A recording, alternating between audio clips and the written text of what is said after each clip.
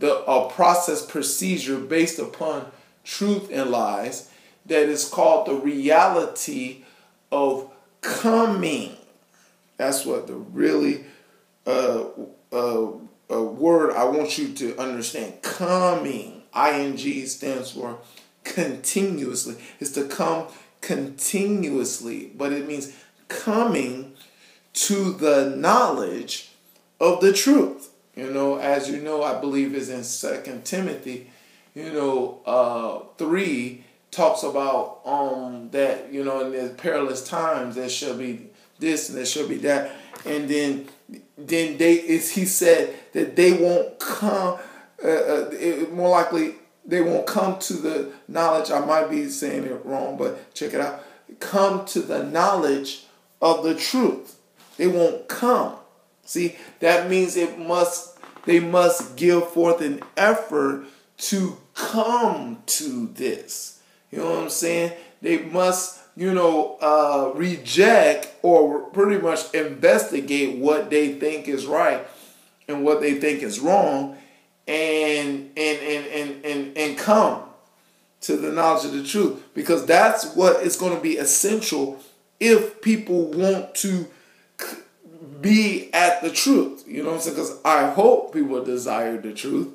I really hope so, because the truth is the reality of what it is. It is what it is, and it ain't what it ain't. That's what I like to call the definition of truth.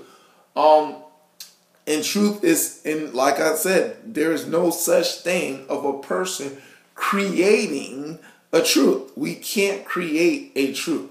You know what I'm saying? More likely, we can't, if something happened, you know what I'm saying? Or like detective cases, if something happened to somebody, and they're looking for the weapon that killed the person, we can't create a weapon that killed the person and say, this is the weapon. We can't, there's no such thing of creating a weapon, and say, hey, this is the weapon that killed them and stuff like that. That's what I'm saying, that you can't, that ideal, a person cannot really create the truth. But one thing a person can do is they have to come to the knowledge of truth. Now, here's the thing that I love about what David said in Psalms 51. He talks about that he said he desired the truth. He come to this understanding that he must desire the truth. And that in that desire the truth, it made him to know wisdom. But here's the thing, he desired the truth. More likely, I did a message of, he desired to find a needle in a haystack.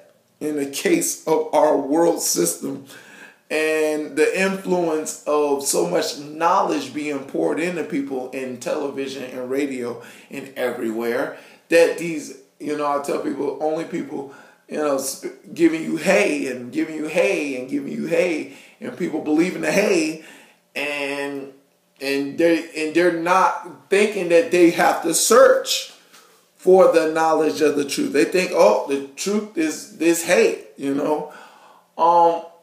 the thing is, we have to, in order for us to find the truth, we got to, first of all, accept the idea that we cannot create our own truth. We have to accept that, because a lot of people think they can create their own truth, and they think, okay, let's go hunt for the truth, and, or more likely, let's go, because that's one thing I like watching. I used to like watching Scooby-Doo, and I used to like that idea that they come to stumble onto something, and they still searching, even though it may be or maybe not. They're still searching, and they get an idea to try to trap the ghost in the trap or something. But the thing is, I liked that ideal concept of what I was seeing, that you have to keep looking. Because here's reason why most people are not going to want to come to the knowledge of the truth, is because they got to leave the present state of lies to go to the knowledge of truth. You have to leave. You have to move yourself from this state. And the thing is, the only thing I can tell somebody, I could use a lot of examples, but just gonna use this example. If you don't like odor, if you don't like odor and you don't like stinky stuff, I think you should not be at a landfill. You know what I'm saying? I think you shouldn't be at a landfill. But what if in darkness you were in a landfill, but yet someone persuades you to say that, oh, this is a nice place, this is a wonderful place, and something else, and it's something this, and it's something that, but yet you smelling all kind of the fumes and stink and stuff like that. You know what I'm saying? And it's like, but hey, they're trying to convince you that this place is legit. This place is this and this place is that. But people will, believe, okay, is that place. So I'm going to stay at this place. And then they will smell and the stink and the odor, and they will continue to think that, it's gonna, this is that place that person described. But the cause to the effect, you still smelling the stinking odor. Thing is, here's the thing about this world. This world system did enough filth, enough filth on television, to me, enough filth on radio, and enough filth that's going around, and enough negativity should be enough going on that it should kind of tell you that this is a bad place, But because you have intertwined or you have participated in the bad activity that is going on in the world, you come to accept certain things that are happening around you and think that you're supposed to dwell in it. Even though you see people getting shot, people getting killed, bad things happen, and all kind of sorts of ideas, something's supposed to say, wait a minute, I think so. That is always screaming out. Your conscience always screaming out that things. But what we do is what they do. They give us people give them alcohol. People give them smoking. Smoke this, put this substance inside you to numb the conscience mind of screaming out the reality that is right before your eyes, for you to understand that this is not the place that you're supposed to be if you want to continue to have life. You're not going to have life in this place because, let me see, people are dying around you. You've been to funerals and nobody, I was wondering, I look at people that go to funerals and just, they look at their body like, oh, that person dead. Yeah, it's not me, but it's that person in that casket. Kind of in that ideal look, thinking that they're not vulnerable of death. You know what I'm saying? A carnal, prideful mindset about that. But death is not prejudiced to no object. It's not prejudiced to humans. It's not prejudiced to animals. It's not prejudiced to plants. Death can happen to anything or anybody. You know that, but you're like, but well, maybe I'm exempt because this very special person in the world. Yep, that's the carnal mind speaking. The carnal, prideful mind speaking to you that leads to death. But anyway, we have to accept our surrounding area and say, this is the bad place. This is the bad place.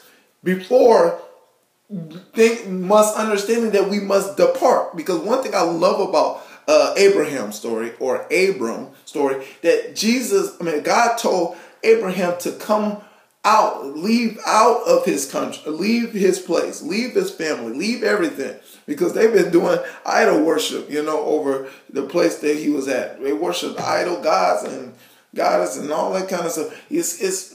And most of the majority of the men and women of God that's in the Bible, he tells them to leave the place that they were in to go to a place to they need to be, or more likely come to a place that's going to come to the knowledge of the truth. And the thing is, that's the ideal of the sequence that must happen if that has going to happen. But this, in our case, human beings, it's an inward process. It's an inward state of mind, pretty much, or more likely state of your heart and state of mind and state of your soul, that you come to supposed to ask questions within your heart. Am I supposed to be in a place, this stinky, filthy place? Or am I supposed to be here? And if I'm supposed to be here, would I continue on living here? You know what I'm saying? I wish a person in the world could ask them the question, say, hey, if I keep living in this world, would I keep on continually living in this world? I mean, I think the dead bodies, the graveyards can tell you no. It's supposed to scream out no. But when you have ears but you can't hear, you're not going to come to that understanding. You're not going to come to that understanding. Now, understanding plays a significant role of coming to the knowledge of truth, as what King Solomon says, and wisdom is the principle. In all thy getting wisdom, get understanding. Understanding is supposed to help you enlighten to see the way of truth.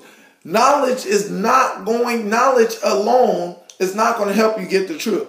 Everybody think that I know this, then I'm going to know the truth. No, that's not going to go to, watch this, the knowledge of the truth. Now, knowledge by itself cannot come there. Only through understanding that you come to realize with seeing, with the what Ephesians 1:18 talk about, the light of your understanding. Start realizing to see what you're supposed to see, that you will see where that needle in a haystack is at.